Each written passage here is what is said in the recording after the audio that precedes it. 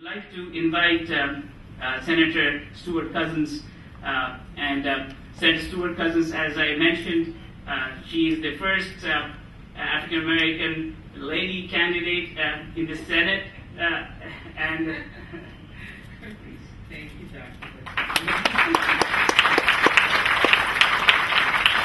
I'm going to explain to you what this is, but first, I just want to really thank you for inspiring so many people and for the great work that you have done. Can we give him a round of applause?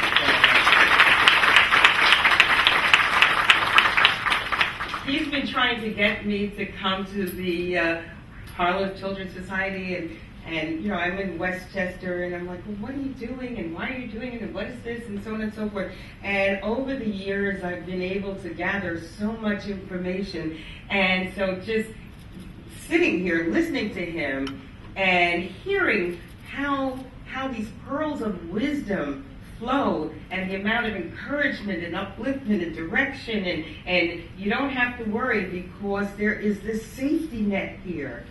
It's really, really made me incredibly grateful that you kept after me, that you kept after all of these young people here, and that you continue, despite whatever the times are, to know, as you say, that service is the most important thing. And how you do what you do is, you never know. You'll start with one thing, you'll wind up somewhere else, but the reality is if you keep your heart open, and you keep your mind fixed on doing the very best you can for humanity and the very best service, it will invariably come out fine. And Dr. Bhattacharya, this has come out just fine. Congratulations. Congratulations.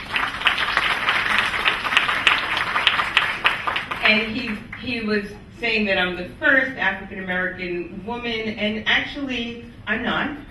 I am one of 63 senators. There are actually 10 women in the Senate. I'm sorry to say it's less than 20%. And so ladies out there who are thinking about public service, please think about it and get involved because we need you. But I am the leader of the Democrats in the Senate. And I am the very first, not only African American, but I'm the very first woman to ever lead a conference in the history of the state legislature. And that's important on some levels, but in a crowd like this, I guess it's as important as everything else that we're sitting here doing. Because when I grew up, I had no idea that I would be in public service. I had no idea that I would ever be a senator, never heard of any women senators, and I lived right up the block. I was in Amsterdam Projects in 70, well, it was like 61st. Before Lincoln Center was there was Amsterdam Housing. And my parents, Bob and Beryl, were parents who just loved a lot. My dad worked,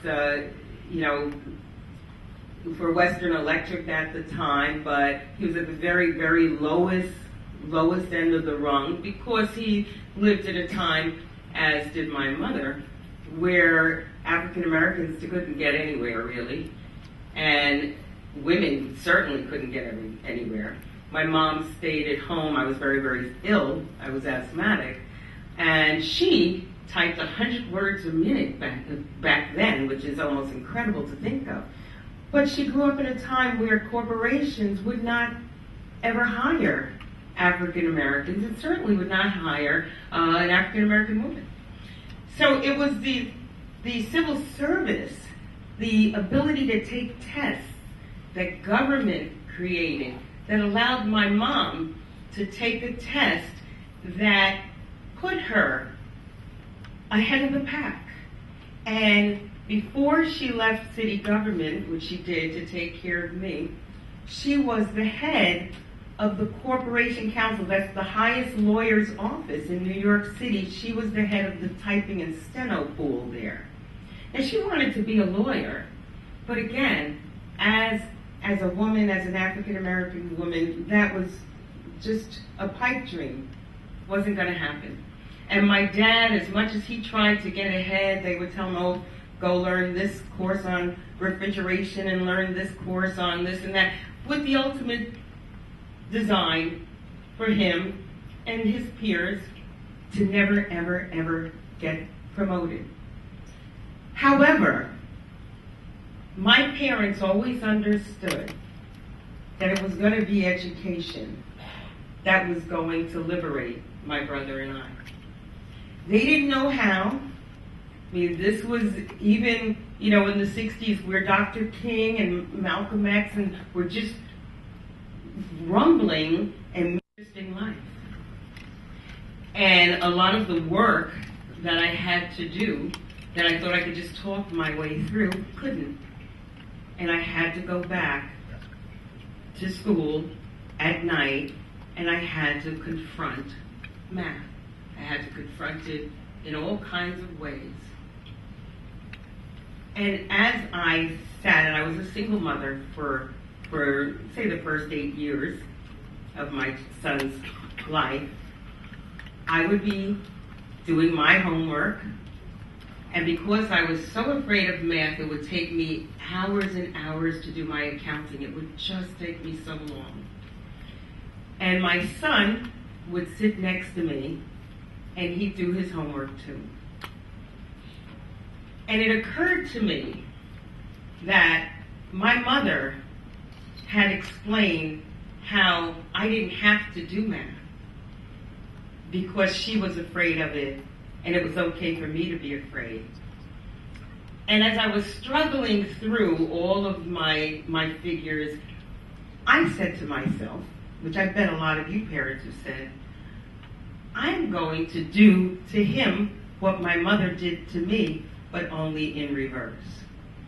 And so when my child would sit there with hours looking at me struggling over all these figures, he would say, Ma, why is it taking you so long? And I would say, because I love math. I love it so much, I don't want to get up from this table. I just want to stay here for hours trying to figure out how to add this stuff up. And guess what? He's an engineer today. He graduated from Northwestern University. He was the first African-American African-American male in 20 years to graduate with a civil engineering degree. His wife is an engineer.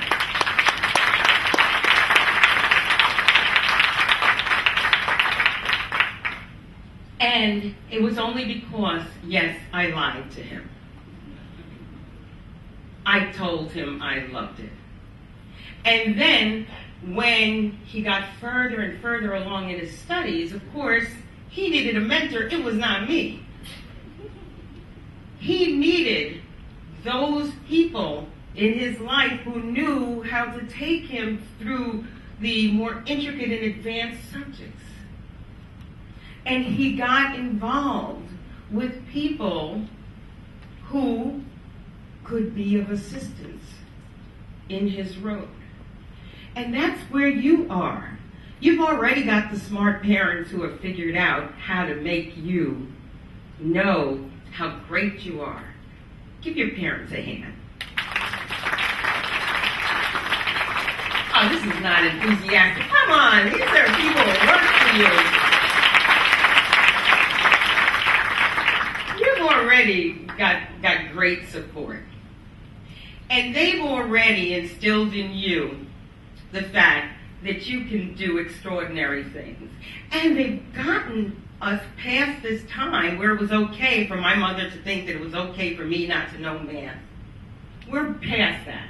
Now we know that we need all hands on deck doing everything. And we also know that the science and the technology and the engineering and yes, the math is what is driving this country and will drive this country and the globe.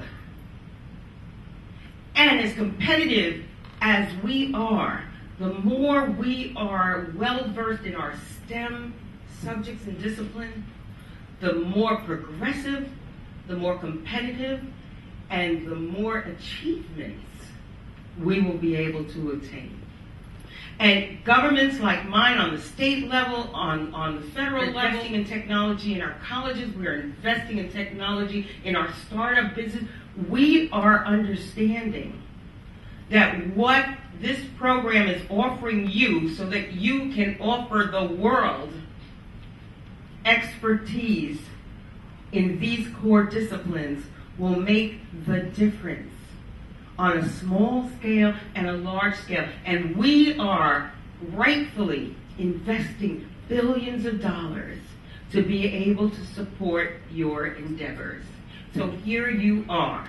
You're smart enough to have these great parents. You're smart enough to know that you can achieve. You're willing to devote time during the summer to be with people who could be doing anything else, but are willing to hold your hand and to stimulate your intellect and to create some opportunity for you. And guess what? At the end of this, there's the next step and the next step and the next step. And who better than you? I am not only looking at the future, I am looking at a present. I'm looking at a present of people who are going and already are, by their role modeling, going to change the world. And you're going to change it for the better. Just because you know enough to be sitting in this place, in this space, at this moment. For all the right reasons, you are here. And for all the right reasons, I get to tell you that I was a kid in the projects who was growing up with parents who didn't have opportunity, who was a single unwed mother for a long time, who lied to my kid, who's an engineer today. And I'm the leader in the state Senate, first woman in history. Guess what you can do? Guess what you can do? Guess what you can do? So I am one of a long line of cheerleaders that you will have not only today, but hopefully for the rest of your life. People who believe in you, people who expect nothing less. Hi, Harvey. He came to visit me up in New York State. We gave him a big celebration. That's our spelling bee champion. And go ahead, give him a clap.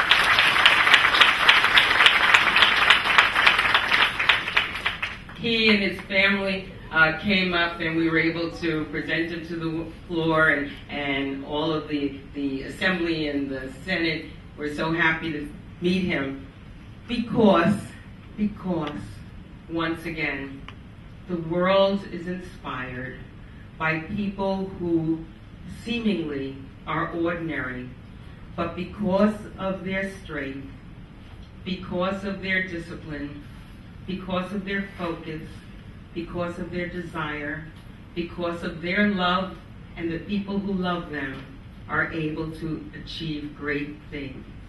All of you here are people just like that. So as you leave here today, know that people like me, people all over this state, all over this country, all over the world, yes, you in Kathmandu, and on the Hopi reservations, all of you, we're looking to you to continue to light up this world with your brilliance, your love, your intellect, and your achievements. We're rooting for you. We're standing with you. Congratulations. I can't wait to see what you do.